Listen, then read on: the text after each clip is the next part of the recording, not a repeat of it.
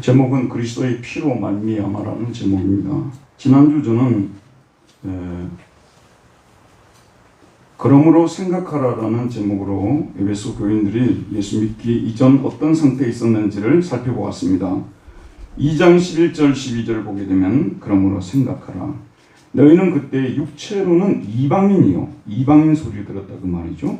손으로 육체에 행한 할례를 받은 무리라 칭하는 자들로부터, 소위 할례당들로부터, 유대인들로부터 할례를 받지 않은 무리, 무할례당이라는 칭호를 얻었다는 것입니다. 그때에 너희는 그리스도 밖에 있었고 이스라엘 나라의 밖의 사람이라. 약속의 언약들에게는 외인이요 세상에서 소망이 없고 하나님도 없는 자이더니. 세상에서 소망이 없고 하나님도 없는 자이더니. 자, 비참한 상황에 놓여 있었다는 말씀이 되는 것입니다. 그런 우리가 하나님의 은혜로 구원을 받았다는 것이 얼마나 놀라운 일인지 모릅니다. 자, 그로 인하여 우리와 하나님과의 관계에서, 그리고 유대인과의 관계에서 놀라운 전이가 일어났습니다. 전이, 바이러스 전이도 있지만 이와 같이 소망이 없던 자리에서 소망이 있는 자리로 전이가 되었다는 거죠. 사도는 이후에 말씀드려서 이런 변화를 나열하고 있습니다. 자, 오늘 13절에서 먼저 바울은 우리가 어떤 근거로 어떤 대가를 지불하고 이렇게 가까워지게 되었는지를 말해주고 있습니다. 13절에 보면 이제는 전에 멀리 있던 너희가 그리스도 안에서 그의 피로 말미암아 가까워졌느니라. 그리스도 안에서 그의 피로 말미암아를 주목해야 되는 것입니다. 첫 번째, 이제는 전에 멀리 있던 이방인들이 하나님과 이스라엘과 가까워졌다고 말하고 있습니다. 이제는 전에 멀리 있던 너희가 그리스도 안에서 그의 피로 말미암아 가까워졌다. 자, 오늘 먼저 설교를 시작하면서 가까워졌다에 대해서 좀 생각해 보려고 합니다. 여러분, 가까워졌다는 이 말을요, 조금만 한번 생각을 해보자는 것이죠. 이 땅에 살고 있는 우리 인간은 늘 본능적으로 멀어져 있다는 생각을 갖고 있습니다. 멀어지면 불안한 거예요. 그래서 우리 행동 속에서 무의식적으로 혹은 의식적으로 이 멀어짐을 없애려고 노력합니다. 인간이라면 다 이렇게 되어 있다는 거예요. 실존 철학자 하이데크는 그의 대표적인 작품 존재와 시간, 자이넌트 차이트라고 하죠. 존재와 시간에서 지금 여기서 살고 있는 현 존재, 지금 여기서 살고 있는 존재를 현 존재라고 하고 독일어는 다사인이라고 합니다. 지금 여기서 살고 있는 현 존재의 특징을 다음과 같이 말합니다. 현 존재 속에는 가까워지려는 본질적인 경향이 있다.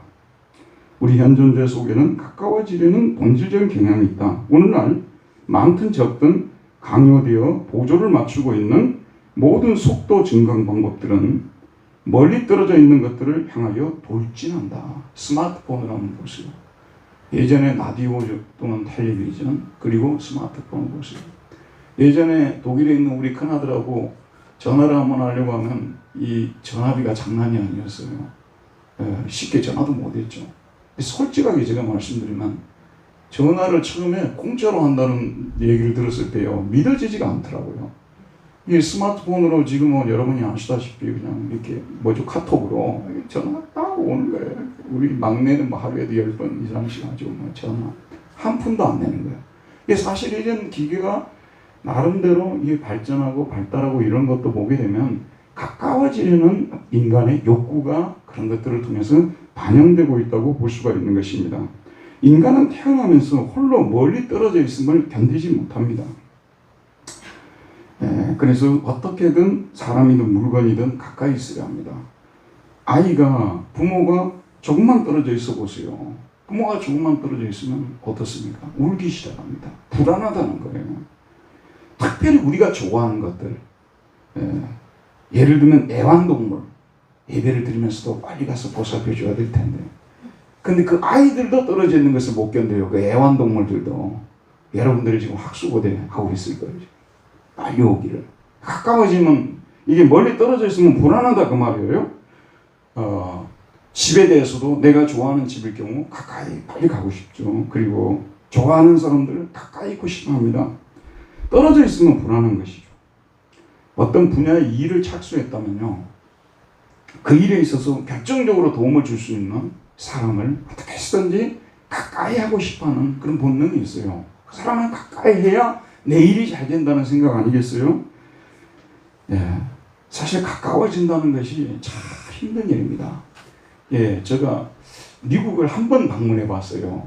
어떻게 해서 제가 미국을 한번 갔는데, 흑인들이 많이 사는 그 남부 아틀란타, 중부죠, 중부인데 아틀란타를 갔는데, 거기에 공항에서부터 거기는 흑인들이 많아요. 원래 흑인들이 많은 지역이었어요.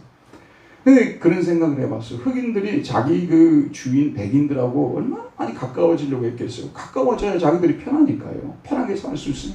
정말로 많이 가까워지려고 했을 것입니다. 그러나 그들은 가까이 가지 않고 그냥 동물 취급하고 막 학대하고 막, 그래서 결국은 링컨이 안 되겠다 해서 여러분 잘 아는 대로 남북전쟁, 해방전쟁을 일으키고, 그 다음 전쟁이 끝나고 나서 노예 폐지를 선언하게 된 거 아니에요? 그래서 지금은 뭐, 참 미국에 가면은 우리 아시아 사람들이 흑인들 밑에 있다는 참 우리는 그걸 안 하고 싶지만 사실은 그래요. 얼마나, 난 백인들보다 흑인들이 더 우습더라고요. 거기 가보니까. 얼마나 폼을 재는지, 자기들이 2등이라는 거예요. 서열 2등. 자유의 노예 해방이 되었고, 그렇지만 지금도 여러분 아시는 대로 백인들하고 흑인들은, 흑인이 대통령이 되기도 하지만 너무 멀리 떨어져 있어요. 예. 그러니까 가까이 된다는 말이 쉬운 것으로 생각하면 안 돼요. 가까워진다면, 특별히 원수되었던 사람들이 가까워진다는 것이요, 진짜 하늘의 별따기처럼 이게 쉬운 일이 아닙니다, 여러분. 어떤 수단과 방법을 통해서라도 가까워지려고 하는데, 특별히 법이나 제도를 뜯어 고쳐서 가까이지려고 하잖아요. 그게 생각만큼 쉽지가 않다는 거예요. 예, 종교적으로 원수가 돼 보세요. 이거는 뭐 훨씬 더 어렵습니다. 예, 여러분, 이스라엘 백성들하고 그 지금 이 서양 사람들 있잖아요. 에베소는 아시는 대로 이스탄불 밑에 있단 말이에요. 근데 그쪽은 사실은 서양이라고 해요. 서양 바로 이쪽에 차 타고 금방 바로 뭐 불가리아가 나오거든요. 바로 옆에 불가리아예요. 그러니까 이건 서양으로 취급하거든요. 이 서양하고 이스라엘이라든지 이란이나 이라크 이런 데 있잖아요. 이런 데가 가까워요. 그러니까 서양에서 아주 가까운 동양이라고 해서 뭐라고 부르죠?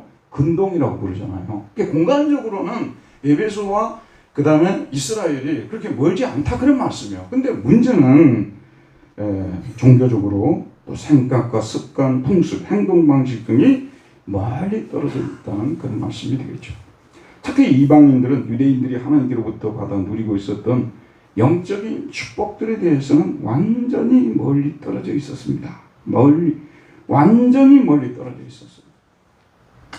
그러나 이런 역사에 혁명적인 변화가 일어났습니다. 바울은 이 혁명적 변화에 대하여 이후의 구절들에서 쭉 말하는데, 다음 시간에 이제 본격적으로 말하고, 오늘은 한 가지에 대해서만 말씀드리겠습니다. 바울은 에베소 교인들에게 이제는 시대가 바뀌었다고 말합니다.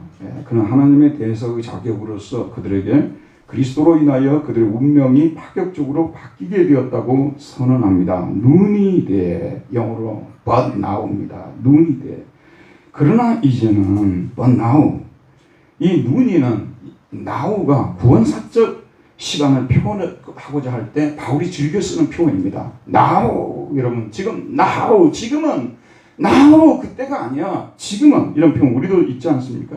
바울은 구원사의 시간표를 그리스도 오시기 전과 후로 구분합니다. 그리스도께서 오심을 통하여 드디어 구원이 이방인들에게도 일어나게 되었다고 말합니다.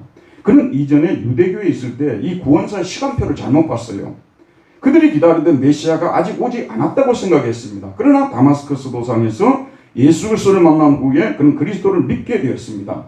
그는 이방인들이 구원을 받는 시기가 본격적으로 작동되게 되었다는 것을 알게 되었습니다. 구약에서도 이방인 구원이 있었어요. 그러나 유대인 중심으로 시계는 돌아가고 있었어요. 그러나 예수 그리스도께서 오심을 통해서 본격적으로 이방인 구원의 시대가 되었어요. 지금 우리나라도 보게 되면요, 이제 다민족 국가로 간다고 그러지 않습니까? 압도적으로 한국인이 많죠. 하지만은 외국인도 지금 뭐 150만, 200만 명 이렇게 가잖아요. 근데 어느 순간에 보게 되면 우리가 똑같은 시대가 올 거예요. 근데 지금 아직은 본격적으로 그런 시대가 아니잖아요.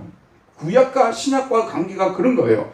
구약은 여전히 유대인 중심으로 구원이 흘러가고 있었죠. 그 시대가. 그러나 드디어 예수 그리스도의 오심을 통해서 이방인이 구원을 받는 시대가 도래하게 된 거예요. 우리 교회는 이 점을 명심하고 또 명심해야 됩니다. 왜 교회가 세워져 있는지요? 사실은 아직 하나님을 모르는 사람들, 아직 예수 그리스도를 모르는 사람들은 교회를 얼마나 낯설게 여겨요. 이방인이 그거 아니에요?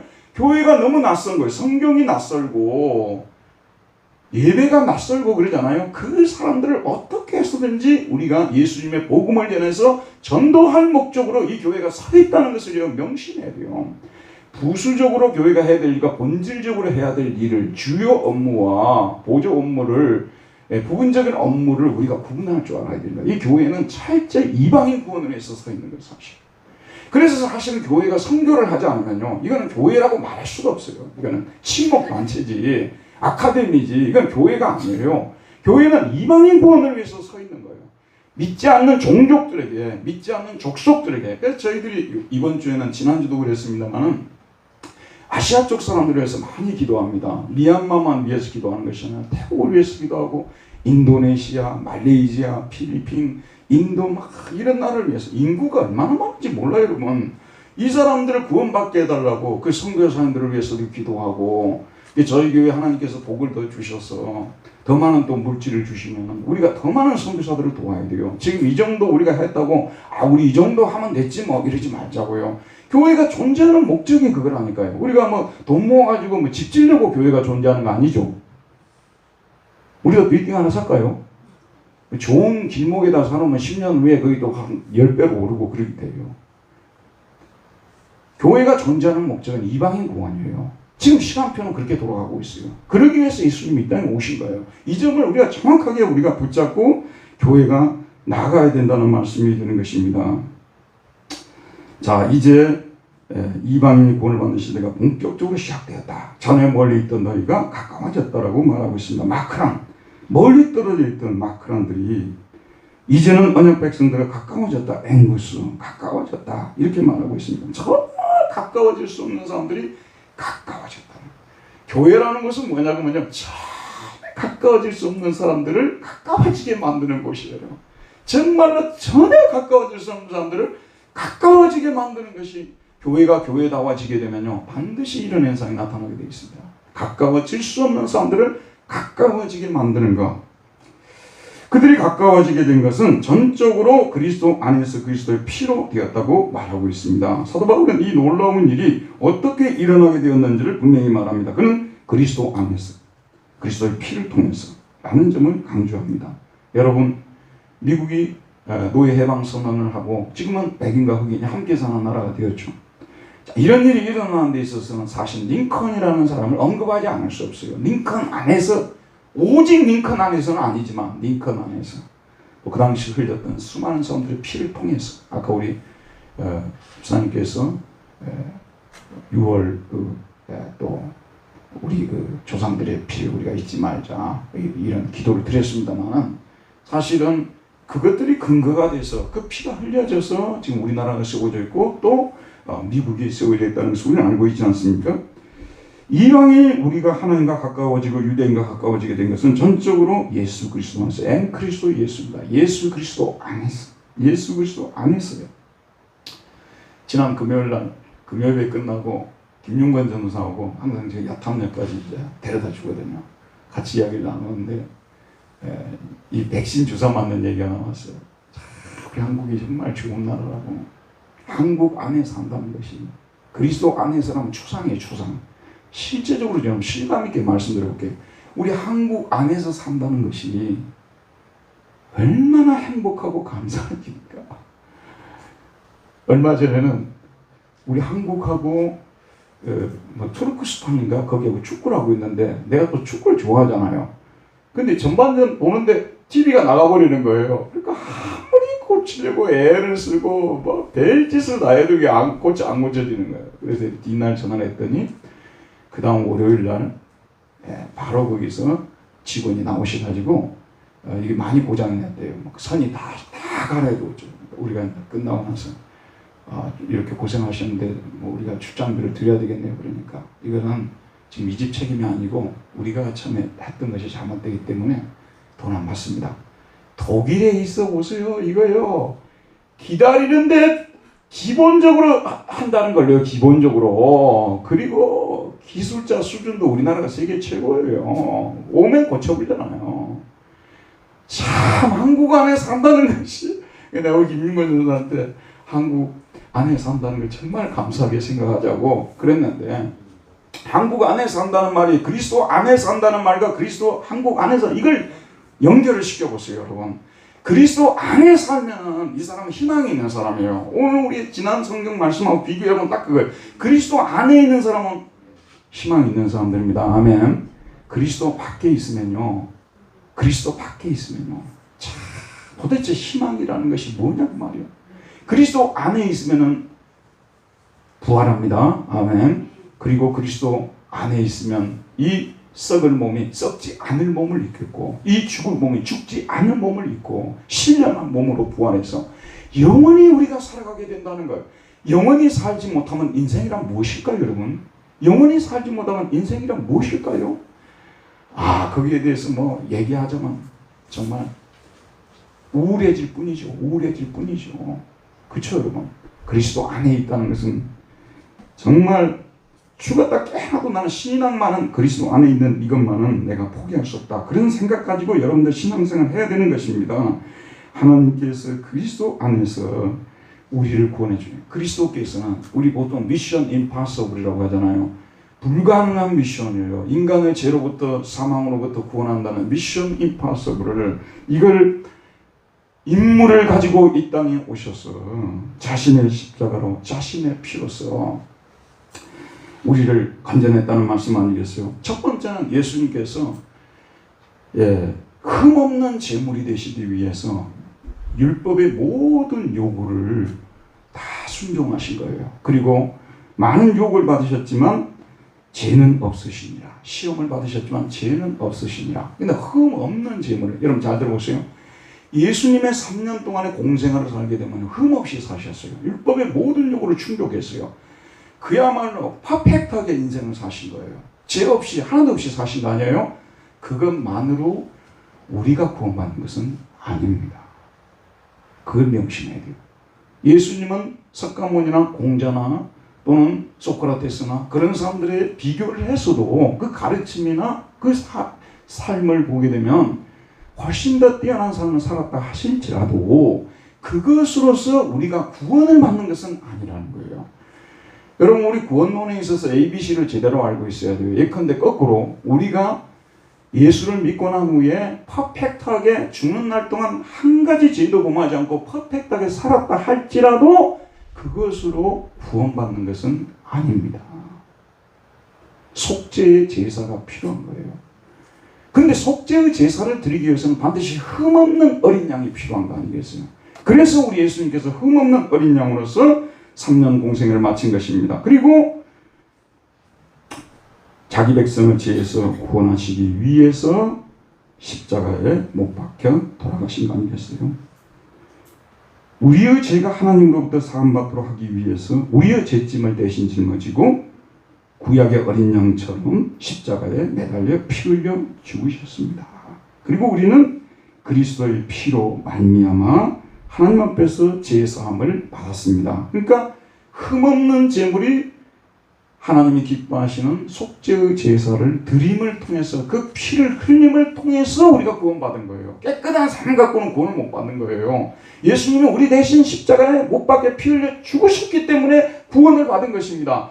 예수님의 생애를 연구하는 사람들이요, 19세기, 20세기에 많이 나타났어요. 대표적으로 슈바이처 같은 사람, 알버트 슈바이처 박사. 예수님의 생애 연구한 사람 아니에요? 천재, 신학자고 음악가고 또 아프리카에서 자선활동을 했던 그런 사람 아니에요? 근데 그 사람이 예수의 생애 연구를 했어요. 근데 그걸 결국은 뭐냐 그러면은 십자가, 이 지는 여기에 대해서는 얘기하지 않은 거예요. 아주 훌륭한 사람이었다, 그거예요. 근데 그것으로서 우리 구원 못 받는다니까요. 반드시 십자가 지시고 피 흘려 돌아가셔야만 우리가 구원을 받는다는 거예요. 히브리서 저자는 다른 성경 저자들보다 훨씬 더 여기에 대해서 많이 강조하고 있습니다. 염소와 송아지의 피로 하지 아니하고 오직 자기의 피로 영원한 속죄를 이루사 단번에 성소에 들어가셨느니라. 염소와 송아지의 피가 아니라 자기의 피로 영원한 속죄를 이루셨다고 말씀하고 있는데, 예수님이 십자가에서 몇 번 제사를 드렸어요? 예수님의 제사를 몇 번 드렸어요? 하나님께요. 단 한 번 드렸죠. 골고다 제사 단 한 번 드렸어요. 여러분, 예수님의 생애에 몇 번 죽으셨습니까? 딱 한 번 돌아가셨죠. 단 한 번 죽으셨어요. 단 한 번 피를 흘렸어요. 매번 피 흘린 게 아니라니까요. 단 한 번 피를 흘렸지만 그 효력은 어쩌다는 거예요? 영원하다는 말씀 아니겠어요? 근데 우리말 성경에서는 이걸 에파팍스라는 이 단어를 단번에라고 번역했는데, 영어가 훨씬 더 잘 번역해요. once for all이에요. 한 번 이 속죄의 제사를 드렸는데 for all, 효력은 매번, 영원히, 매번이란 말이 영원히, 매번. 여러분이 매번 죄를 짓잖아요. 매번 죄를 지을 때마다 예수님의 속죄의 제사를 기억하고 그 속죄의 제사에 근거해서 나의 죄를 용서해달라고 매번 하나님께서 용서해 주는 거예요. 그래서 그것을 영원이라는 말로 바꾼 것입니다. 저 말 아시겠죠? 그러니까 예수님은 제사를 몇 번 드렸다고요? 한 번. 단 한 번 속죄해 주셔서 그 효력은 언제까지라고요? 영원까지라는 거예요. 가톨릭의 미사는요, 죄를 지을 때마다 매번 죄를 지을 때마다 매번 제사를 드려야 된다는 거예요. 그래서 예수님의 희생 제사를 매번 재현을 시키는 것이 미사예요. 그렇기 때문에 미사는 잘못된 것이고 종교학자들이 미사를 비판한 거예요. 속죄의 제사는 단 한 번으로 족한 거예요. 단 한 번으로요. 그 한 번의 죄로 인해서 속죄의 제사를 통해서 우리의 모든 죄를 씻으셨다는 말씀이 되는 것입니다. 염소와 항소의 피와 및 암송아지의 죄를 부정한 자에게 뿌려 그 육체를 정결하게 하여 거룩하게 하거든 하물며 영원하신 성령으로 말미암아 흠없는 자기를 하나님께 드린 그리스도의 피가 어찌 너희 양심을 죽은 행실에서 깨끗하게 하고 살아계신 하나님을 섬기게 하지 못하겠느냐. 염소와 항소의 피도 우리 육체를 정결하는 데는 도움이 된다 그 말이에요. 그런데 영원하신 성령으로 말미암아 흠없는 자기를 하나님께 드린 그리스도의 피가 어찌 너희 양심을 죽은 행실에서 깨끗하게. 여러분 진짜 집에 가 샤워 많이 하시죠? 저는 감옥에는 가보지 않았습니다만 이 땅에 살아오면서 부끄러운 죄를 진 사람들은요, 샤워할 때마다 자기 속에 있는 그 양심도 좀 깨끗해졌으면 좋겠다고 할 거예요. 근데 그게 그렇지 않아요. 예수의 피만이 우리의 양심을 깨끗하게 만들어요. 그래서 그리스도인은 근본적으로 양심적인 사람이 되는 거예요. 왜냐하면 양심을 깨끗하게 하는 사람들이기 때문에 양심적이 되는 것이죠. 그 다음에 더 나아가서 살아계신 하나님을 섬기게 하지 못하겠느냐. 그리스도의 피가 우리 안에 역사할 때 성령께서 우리에게 하나님을 위해서 살게 하고자 하는 마음을 갖게 하시고 살 수 있는 능력을 주시는 것입니다. 그 피가 그렇게 힘이 있어요. 예수 그리스도의 보배로운 피가 우리를 양심을 깨끗하게 하고 살아계신 하나님을 섬기게 하는 데는 다른 것들이 아무 도움이 안 돼요. 예수 그리스도의 보혈의 피만이, 여러분이 지금 여기 앉아서 하나님께 살아있는 예배를 드리고 있는 것도 예수님이 나 대신 자신의 피를 흘리셨다는 이 사실에 대한 고마움 때문에 여러분들이 동기부여가 돼서 여기 나와서 예배도 드리고 그러는 것입니다. 율법을 따라 거의 모든 물건이 피로서 정결하게 되나니 피 흘림이 없은즉 사함이 없느니라. 피 없이는 사함이 없다는 말이에요. 히브리서 저자는 예수님께서 자신의 피로 드린 한 번의 제사가 영원히 사함을 받게 되었다고 선언합니다. 그리고 우리는 예수의 피를 힘입어 이제 전에 멀리 있던 우리가 하나님께 가까이 나가게 되었다고 말하고 있습니다. 그러므로 형제들아, 우리가 예수의 피를 힘입어, 똑같은 표현이에요. 지금 에베소서에 나오는 이 표현하고 똑같아요. 엔토 하이마티, 똑같은 표현입니다. 예수의 그리스도의 피 안에서, 피로 말미암아, 피를 통해서 다 같이 번역할 수 있어요.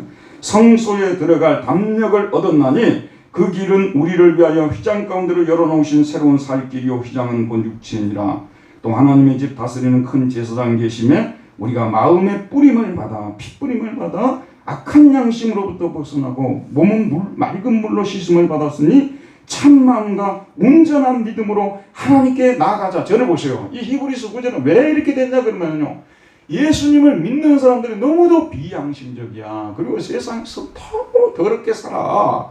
그러니까 이 말씀, 예수님의 피가 흘려진 것은 깨끗한 양심으로 깨끗한 삶을 살아가고 하는 건데 우리가 그렇게 살아야 되지 않겠느냐. 또 우리가 예수님께로 나아가면 그런 양심을 깨끗하게 해주시고 우리 양심을 깨끗하게 해주시고 더러운 우리의 삶으로부터 우리를 끄집어내 주셔서 정말 거룩한 삶으로 만들어 주신다는 그런 말씀이 드는 것입니다. 바울은 예수님을 믿고 난 후에 구약의 제사 제도가 왜 존재해 왔는지를 분명히 깨달았습니다. 왜 그토록 많은 짐승들의 피가 흘려졌는지 그 이유를 알게 되었습니다. 장차 다가올 어린 양 예수 그리스도의 피를 통해서만 우리의 죄가 사함받을 수 있다는 사실을 깨우쳐주기 위해서요. 한번 생각해 보세요, 여러분. 구약에 얼마나 많은 짐승들이 죽었습니까? 왜 그것을 구약에다 실어놨을까? 왜 제사제도를 하나님께서 만들어냈을까? 한번 생각해 보세요. 요즘 동물 보호에 대해 계신 분들이 보면요, 정말 기독교라는 종교는 잔인한 종교다. 왜 죄 없는 그 동물들을 그렇게 많이 잡아 죽이게 했을까? 여러분, 양들도 눈 보면요, 그 잡아 죽이기 어려워요. 시골에서 우리 바둑이 키울 때요, 바둑이 눈 보면요, 그거 어떻게 할 수가 없어요. 그런데 구약에서는 동물들을 얼마나 많이 학살했습니까? 얼마나 많이 죽였습니까? 한번 생각해 보세요. 근데 그게 이런 신약에 장차 오실 예수 그리스도의 피를 통한 우리가 그 정도 흉악한 죄인들이었다는 것을 생각하지 않고 그걸 보면요, 받아들일 수가 없는 내용이에요. 그러나 우리의 죄가 그만큼 흉악한 죄였다는 것을 우리가 깨닫고 그 다음에 예수 그리스도의 그 십자가 보혈의 피를 예표하기 위해서 일으킨 사건이라고 만드는 사건이라고 우리가 생각하면 드디어 받아들일 수 있는 거예요. 생각해 보세요, 여러분. 그래서 지금은 어느 정도 어느 역사의 어느 시점에서만 그 제사제도를 사용했지 지금은 그거 없어져 버렸잖아요. 예수님 오심을 통해서 이 동물을 잡아들이는 모든 제사는 중단된 거예요. 끝나버리는 거예요. 무슨 이야기겠죠? 지금도 하나님을 잘 섬기겠다고 자기가 자기 집에서 키우는 양 한 마리 데려와갖고 잡아가지고 뭡니까? 성막 만들어가지고 그렇게 하나님께서 거기서요, 전혀 미동도 없으세요. 하나님 하나도 기뻐하지 않는 거예요. 지금은 예수 그리스도의 속죄의 피를 통해서 구약제도가 완성이 되었어요. 아멘. 그렇기 때문에 누구든지 동물 가지고 나올 필요 없어요. 예수의 이름을 힘입어서 나가는 거예요. 그의 피를 의지해서 우리는 언제든지 하나님께 나아갈 수 있는 그런 영광의 자리로 들어오게 되었다는 말씀이 되는 것입니다. 그 피로 말미암아 너무 많은 유익을 얻었어요. 너무 많은 유익을 얻었죠. 무엇보다도 하나님과 가까워지게 되었고 또 자녀의 원수가 되었던 유대인들과 가까워지게 되었다는 말씀이에요. 여러분, 사실 현대인들은요, 짐승 잡아 죽이고 그 피를 가지고 제사를 드린다는 이런 얘기를 들으면 불쾌한 감정을 갖게 됩니다. 그래서 현대의 인본주의 영향을 받은 설교가들은 기독교 복음을 전할 때도 그리스도의 십자가나 그의 피에 대하여 전하기를 꺼려합니다.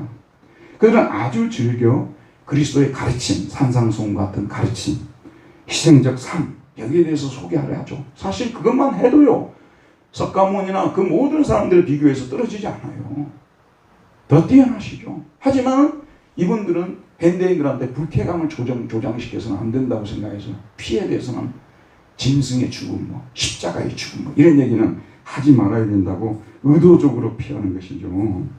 그러나 여러분, 십자가의 피를 전하는 이것이 복음을 바로 전하는 것입니다. 여러분, 기독교의 복음은 십자가의 복음입니다. 기독교의 복음은 피의 복음입니다. 20세기 최고의 설교가로 꼽히는 영국의 마틴 노이드 존스 목사님은 그 영적 화해에서라는 책에서 다음과 같이 말합니다. 우리의 복음은 피의 복음입니다. 피가 기초입니다. 피 없이는 아무것도 없습니다. 그는 그리스도의 피로 말미암아를 바울이 그리스도의 피로 말미암아를 덧붙입니다. 덧붙여야 했습니다. 이것은 절대적으로 진수가 됩니다. 저는 이 피의 신학이 오늘날 많은 사람들에게 해먹거리가 되고 있다는 것을 압니다. 사람들은 그것을 싫어합니다. 그것을 미워하고 그것을 가증스럽게 여깁니다. 이 마틴 노이드 존슨은요, 영국의 웨스트민스터 채플에서 설교한 사람이에요. 런던이에요. 근데 그 당시에 이분 자체가 원래 그 왕립 의사였잖아요. 그러니까 워낙 그 탁월한 분이에요. 그러다 보니까 그 구성원들이 영국의 네로라 하는 사람들이 거기 다 모여 있는 거예요. 최고의 지성인들이. 이 얘기를 한 다음에 자, 예를 하나 들고 있어요. 어떤 매우 뛰어난 분인데 그분이 자기한테 이리 와서 이야기 좀 하자고 그러더래요. 그래서 결국은 자기는 기독교에서 다른 얘기하는 건 다 좋은데 뭐 피에 대해서 뭐 이런 얘기를 하게 되면 난 너무너무 싫다고. 왜 기독교가 지금도 원시적인 피 얘기를 해야 되냐고 막 따지더라는 그런 얘기를 자기 책에 써놨어요. 지금도 복음을 좀 세련되게 전하고자 하는 유혹들은 다 있어요. 누군들 다 요구도 묻고 싶겠어요. 무식하다고 요거도 먹고 싶습니까? 가능한 세련되고 유식하고 좀 문화적이고 그런 얘기 듣고 싶죠? 그러나 피의 복음을 전하지 않으면 이건 복음 전하는 것이 아니거든요. 그런데 여러분 잘 들어보세요. 공은 끝까지 봐야 된다고. 잘 들어봐요. 가끔씩 제가 수요 성경 공부나 그런 데서 얘기를 합니다만 서울에 있는 모 교회가 있단 말이에요. 그 목사님은 진짜 원색 복음을 전하는 분이에요. 원래 이 김기동 밑에 있다가 나온 분인데 베레아. 근데 이 사람이 얘기를 보면 정말 예수님의 피를 실감 있게 전해요. 지옥에 대해서도 생생하게 전해요. 아마 그만큼 실감 있게 생생하게 전하는 목회자들이 별로 없을 것 같아요. 그래서 한두 번 들을 때는 너무너무 이 말씀들이 와닿아요. 근데 여러분 계속 피만 전하고 있으면요 어떻게 되겠어요? 계속 피만 전하면 이 피만 계속 전하면 하나님께서 여러분 뭐 세디즘이라든지 사디즘 또 마오키즘 이런 얘기 들어봤을 것입니다. 가학점. 하나님께서 예수님을 자기 아들을 십자가에 매달아서 괴롭히면서 즐거워하는 것처럼 계속 하나님이 그 아들을 십자가에 매달아 주겠다고 하니까 그렇게 사람들이 받아들일 수 있는 것이에요. 그래서 이 순환에 대해서 설교하는 것이요 매우 이것이 쉽지 않습니다. 패션 오브 크라이스트 여러분 아시죠? 패션 오브 크라이스트는 멜 깁슨이 만든 영화로서 기독교 영화로서 많은 사람들이 찬사를 받았고 우리나라에도 막 가서 울고불고 한 사람들도 너무 많고 그렇잖아요. 근데 제가 독일에 있을 때 독일에서는 언론에서 혹평을 했어요. 이 영화를요. 왜 그러냐면 이거는 너무 이 사디즘적인 그런 영화다. 우리 교회 아주 정말 어디 다른 분들한테 소개를 해도 정말 괜찮은 그런 집사님 한 분이 계셨는데 아주 착하신 분이세요. 근데 그 영화를 보고 오시더니 목사님 저는 그 영화 보고 너무 힘들었어요. 너무 고통스럽어요. 왜 예수님을 그렇게 가혹하게 다루는지. 물론 예수님께서 가혹하게 십자가 지셨어요. 근데 결국은 그걸 보면서 사람들이 거기서 오히려 쾌락을 누리게끔 만드는 그게 그 사람이 멜 깁슨이 만든 영화가 독일 저 신문에서 본 거예요. 폭력 영화가 40개랍니다. 40개의 폭력 영화를 만든 사람이에요. 예, 우리가 이제 언론에 호도가 되고 하다 보니까 이런 것들을 모르고 넘어가는데 십자가를 전할 때 과학적으로 전하면 안 되는 거예요. 그리고 우리 기독교 복음은 십자가 외에도 하나님의 성품에 대해서 설교할 수 있고 또 하나님의 행적에 대해서도 설교할 수 있고 또 칭의에 대해서 설교할 수 있고 또 성화에 대해서 영화에 대해서 그리스도인의 생활에 대해서 많은 설교를 할 수가 있어요. 동의하시죠 여러분? 매번 교회 왔는데 피만 전해야 그 사람이 올바른 목사고 피의 복음이다. 그렇게 말하는 것은 난 동의할 수가 없어요. 그런데 제가 말씀드리고 싶은 것은 예수 그리스도의 피로 말미암아 하나님과 화해가 된 거예요. 이거는 우리가 절대로 간과하지 말아야 되고 침묵하지 말아야 될 것이 예수님의 피로 말미암아 우리가 하나님과 화목이 되었고 또 우리 모두가 가까워지게 되었다는 이 복음은 기쁜 소식이에요. 예수님의 피 때문에 우리 모두가 이렇게 가까워졌다. 하나님과 가까이 갈 수 있게 되었다. 우리가 의롭게 될 수 있었고 거룩하게 될 수가 있었고 우리가 부활과 영생에 참여하게 되었다. 이렇게 전한다면 십자가 설교를 들으면서 사람들이 고통을 느끼지 않을 것입니다. 이해하시겠죠 여러분? 하지만은 우리 교회가 존재하는 날은 이 복음을 전할 때마다 이 십자가의 복음을 전해야 된다는 말씀이 되는 것입니다. 그래서 복음 전한다 하면서 십자가를 빼버리고 예수의 피를 빼버리고 또 전하는 것은 복음이 아니에요. 여러분 좀 바보같이 되면 안 돼요. 이것저것이 다 복음인 것이 아닙니다. 이것저것이 다 복음인 거 아니에요? 예수님의 십자가 부활이 거기에 반드시 피의 복음이 전해져야 돼요. 그 피로 말미암아 우리가 구원받는 거예요. 예수님이 이 땅에 오셔서 아무리 선한 삶을 많이 살았다 하더라도요. 우리를 대신해서 피 흘리고 죽으시지 않으셨다면 우리는 구원 못 받는다는 걸 아셔야 되는 거예요. 그래서 우리는 자주자주 이 십자가의 복음을 피의 복음을 들어야 된다는 말씀이 되는 것입니다. 자, 그런데 이제 이 예수님의 피를 통해서 가까워진 사람들이 모였어요. 들어보십시오, 여러분. 들었어요. 그러니까 에베소 교회 같은 경우가 그런 교회죠. 그런데 이 교회의 구성원들이 당시에 에베소는요, 로마의 소아시아 수도였어요. 아프리카 수도는 카르타고고 그 다음에 소아시아 수도는 에베소였어요. 7대 불가사의 여러분 그 에베소 신전 아시죠? 에베소가 그런 곳이었어요. 그런데 이 에베소는 그러다 보니까 로마에 있는 사람들도 많이 왔을 거고 유대인들도 또 많이 왔어요. 왜냐하면 돈이 되는 곳은 유대인들이 잘 들어가니까. 그래서 교회가 만들어지다 보니까 교회 안에서 이방인도 있고 그 다음에 로마 사람들도 있고 아프리카 사람들도 있고 이렇게 막 섞여 있는 거예요. 유대인들도 섞여 있는 거예요. 근데 놀랍게도 예수를 믿고 함께 모여 있지만 공간적으로는 가까이 있는데 사실은 너무 하나가 안 되는 거예요. 가까워진 줄 알았는데 가까워지지 않은 것이. 이 상황이 벌어지게 된 거예요. 이 상황이요. 작은 교회에서 그랬다고 말이에요. 그러면 한번 봅시다. 오늘날은 소위 말해서 대형 교회라는 게 생겼잖아요. 중대형 교회들이 생겨났잖아요. 1000명 이상의 교회들. 실제 그런 데서는 교인들끼리 가까이 하기조차도 어려워요. 그래서 목사님들이 많은 노력을 해요. 프로그램 같은 것을 만들어가지고 돌려가지고 막 순모임 막 이런 거 만들어가지고 어떻게 해서든지 막 서로 막 만나게 하려고 막 방법들을 많이 동원하고 그러죠. 그런데 자기 목사가 자기 성도도 모르는 그런 교회의 시대가 되어져 버렸지 않습니까? 큰 교회는 그래요. 그러면 여러분이 그럴 거예요. 작은 교회는 그래도 이렇게 서로 가깝지 않습니까? 교제가 잘 되지 않습니까? 위에서도 말씀드렸습니다만 여러분 큰 교회를 가보세요. 좀 대형 교회를 가보세요. 당신 여기 오기 전에 어느 교회에 있다고 왔냐고 물어보잖아요. 제가 볼 때는 70-80%는 작은 교회에 있다고 온 사람들이에요. 저하고 대학교 때 신앙생활 했던 절친이 몇 명이 있었어요. 그 한 사람이 분당 우리 교회 다녔어요. 그 다음에 한 사람이 제자교회 다녔어요. 한 사람은 지구촌교회 다녀요.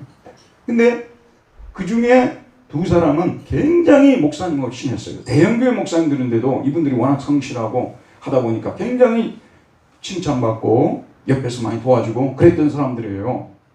근데 그 사람들이 그 교회들 가기 전에 다 어디 교회 다니냐면 작은 교회들 다녔어요. 작은 교회 다니는데 작은 교회를 다니면요. 요즘 현대사회의 특징이 익명성 아닙니까? 나에 대해서 좀 몰랐으면 좋겠어. 나에 대해서 너무 아는 거 싫어. 그거 아니에요, 여러분. 나에 대해서 뭐 많이 물어보는 거 좋아요, 싫어요? 아니, 말씀해 보세요. 나에 대해서 너무 많이 물어보는 거 좋아하지 않아요. 익명성이에요. 그렇게 교회 다니는 것이 사람들이 좋아요. 그런데 작은 교회 오게 되면 차를 샀는데 그 차를 어디서 샀냐고, 또 뭐 집을 샀는데 뭐 그게 뭐 어쩌냐고, 또 머리를 하고 왔는데 어느 미용실에서 왔냐고 하고 하면서 막 말이 많아. 그 다음에 또 목사님들도 내보내는데 일조를 해요. 왜 그러냐면 목사님들이 이 작은 교회에서 주일학교가 있죠. 그래도 있을 건 다 있어. 슈퍼마켓도 있을 건 다 있는 거예요. 백화점만 있는 게 있을 건 다 있는 게 아니에요. 슈퍼마켓도 있을 건 다 있어야 돼요. 장부도 있어야 되고 진열대도 있어야 되고 점원도 있어야 되고 그러잖아요. 그러니까 이 작은 교회 목사님들이 인재가 너무 없는 거예요. 큰 교회는 막 인재들이 넘쳐나는데 저도 가끔 자만 올 때 뭐 사랑교회, 분당 우리교회 막 찬양대 찬양하는 거 보게 되면 수십 명이 모여가지고 뭐 화려한 찬양을 하죠. 음대 출신들 뭐 거기에 보면 뭐 기라성 같은 사람들이 그 모여서 찬양하죠. 듣기 좋아요, 여러분. 은혜가 돼요. 근데 우리 작은 교회에서는 찬양대 하나 만들려 해보세요. 찬양대도 사람이 적죠. 또 교사도 뽑아서 하려면 적죠. 하다 보니까 어떤 좀 조금 이렇게 또리또리한 성도님이 들어오시면은 목사님이 혹하는 거예요. 그래서 그분한테 재정도 맡으라 그러고 주일학기도 맡으라 그러고 찬양대도 맡으라고 하고 하니까 처음에는 아멘 하다가 나중에는 자꾸 시험에 드는 거예요. 그러다가 결국은 뭐냐면 옮겨버리는 거죠. 그러다가 큰 교회를 가버리는 거예요. 그러니까 작은 교회에서 온 사람, 제가 드린 말씀은 뭐냐면 작은 교회라고 교제가 잘 되는 게 아니에요, 여러분. 작은 교회라고, 절대 작은 교회라고 교제 잘 되는 게 아닙니다. 예수 그리스도의 피로 말미암아 복음 안에서만 정말 여러분 가까워질 수 있습니다. 복음 안에서만. 제가 이제 나이가 60이 넘었잖아요. 그렇기 때문에 이번에 백신도 맞았어요. 예. 백신 맞은 것이 어느 순간에 자랑스럽더라고요. 예. 근데 나이가 들면요, 예전에 가까이 하던 사람들하고도 많이 멀어져요. 왜냐하면 뭐 여러 가지 일들이 많고 또 공간적으로도 그렇고 하니까 예전처럼 그렇게 많이 못해요. 많이 멀어져요. 가까운 사람들만 가까워지는 거예요. 이렇게 가까워진다는 것이 참 얼마나 어려운지 모릅니다. 그런데 여기 앉아있는 저와 여러분들은요, 전에 제가 가까이 하던 사람들하고 많이 멀어졌어요. 저하고 어제 저녁 우리 집사람하고 나하고 어렸을 때 그 초등학교 같이 다녔던 친구 몇 명 이야기를 쭉 했어요. 그 애는 지금 뭐하고 있고, 그 애는 뭐하고 있고, 그 애는 뭐하고 있고. 근데 나하고 절친이 꼭 한 달에 한 두 달에 한 번씩 전화가 와요. 술 취했을 때. 전화를 해가지고 뭐 어찌냐고 뭐 어찌고 하고. 근데 그 애들하고 많이 멀어졌어요. 근데 여기 앉아 계신 여러분들과 저는 예전에 얼굴도 못 보던 사람들이에요. 우리는 완전히 멀리 있었던 사람들이고, 그렇지 않습니까? 그런데 어느 순간에 여러분, 예수 안에 우리가 들어오다 보니까, 이 교회 안에 들어오고 예수의 피로 우리가 서로를 사랑하다 보니까 어느 순간에 제가 어렸을 때 지냈던 그 절친들보다 훨씬 더 가까워져 버렸어요. 훨씬 더 가까워져 버렸어요. 동의하십니까, 여러분도? 그 친구들은 그 초등학교 때 정말 친하게 지냈던 친구들, 중고등학교 때 친하게 지냈던 친구들 거의 멀리 있어요. 만나는 사람 거의 없어요.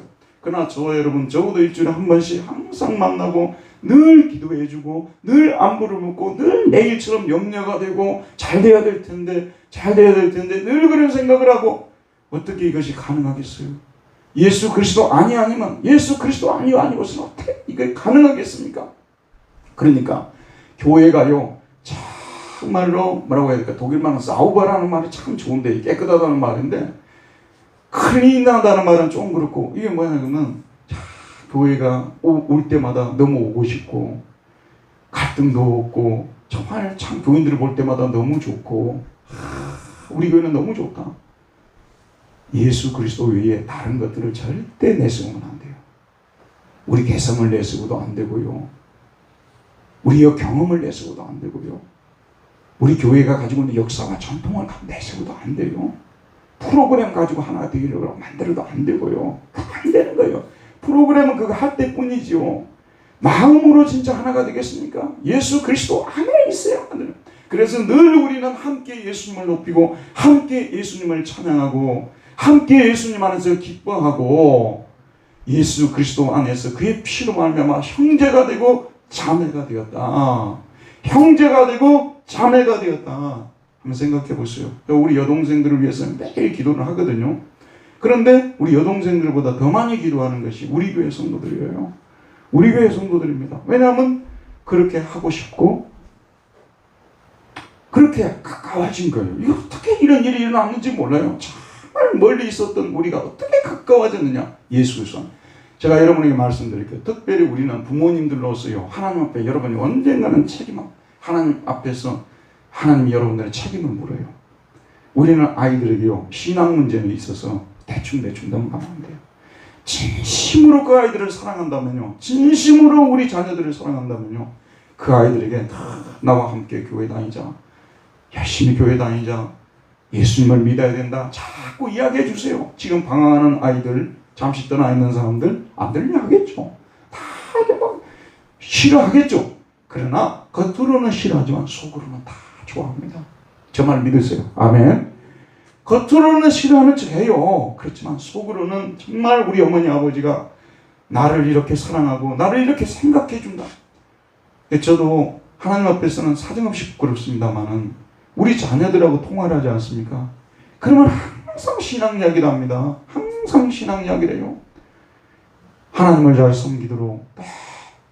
우리 가정 예배 드리는데 너희들도 가정 예배 드리냐 하니까 우리 아이들이 그냥 우리 그 뒤로 전화가 잘 안 와요. 그러니까 우리 만나게 되면은 우리 엄마 아빠가 또 이 신앙 또 체크를 하고 넘어간다는 생각 때문에 우리 막내 아들은요, 신앙 이야기 하면 바로 전화를 끊어버립니다.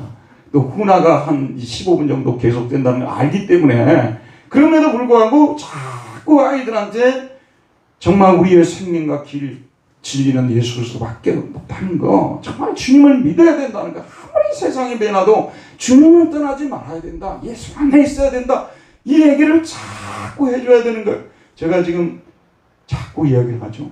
저는요, 여러분에게 진심으로 하나님 앞에서 부끄러움 없이 할 수 있는 얘기는 뭐냐면요, 신앙은 정확하게 가르쳐줘야 돼요. 성도들한테 정확하게 가르쳐줘서 그들이 여호와 하나님을 바로 알고 섬기도록 해줘야 돼요. 그 다음에 제가 생각하는 뭔 줄 아세요?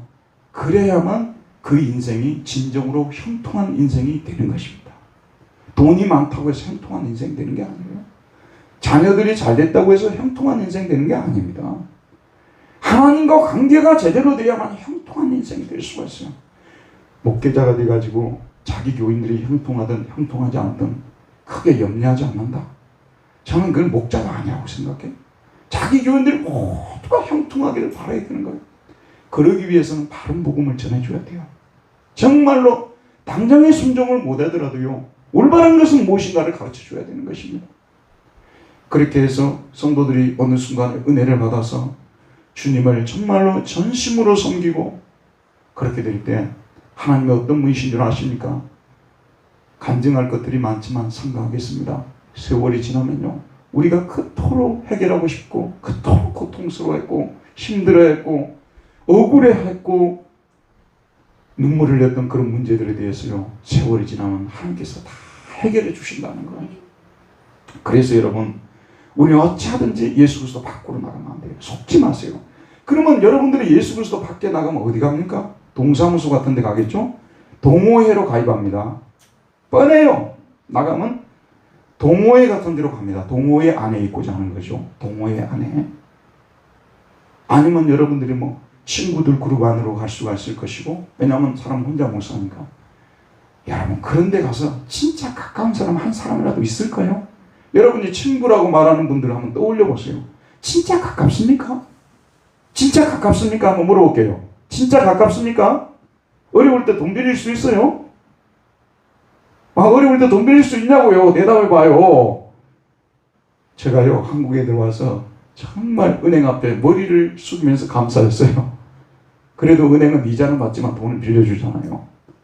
사람은 가까울수록 돈 안 빌려주려고 해요. 우리가 이런 관계 속에 놓여 있는 거예요. 동호회? 웃기지 말아요. 동호회가 뭐에 가까워요? 전혀 가까운 사람들은 아닙니다. 누가 우리에게 진정 가깝습니까? 그래도 여러분, 어려움 당했을 때 매일 새벽에 와서 기도해 줄 수 있는 분들은 우리 교회 성도들밖에 없습니다. 진심으로 우리는 서로를 사랑하는 사람들이기 때문입니다.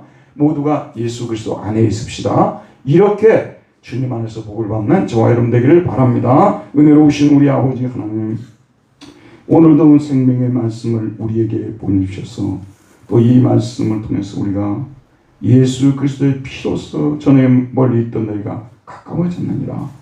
참으로 이런 놀라운 능력을 베푸신 하나님을 찬양합니다. 전에 멀리 있었던 우리가 이처럼 가까워질 줄 몰랐습니다. 더 가까워지게 주옵소서. 예수님의 이름으로 기도하였습니다. 아멘.